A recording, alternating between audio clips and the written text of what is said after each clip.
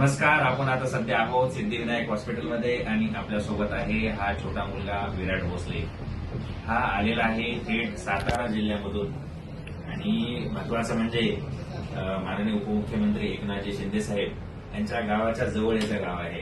दरे गावाच्या जवळ यांचं गाव आहे आणि साहेब तिकडे दौऱ्यावर असताना याचे पालक त्या ठिकाणी शिंदे साहेबांना भेटले आणि त्यांनी सांगितले की लहान बाळाला गळ्याचा मोठा आजार आहे, मोठं ऑपरेशन करायचंय.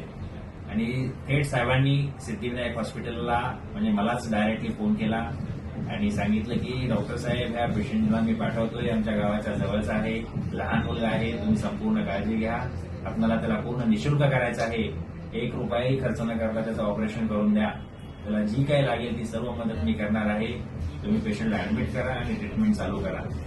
तर हे सगळं बोलणं झाल्याच्या नंतर तो पेशंट आपल्या सिद्धिविनायक हॉस्पिटलमध्ये आला. त्याचं यशस्वी ऑपरेशन झालेलं आहे.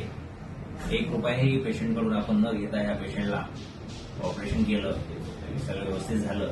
आज पेशंट घरी जात आहे. त्याचे पालक या ठिकाणी उपस्थित आहेत.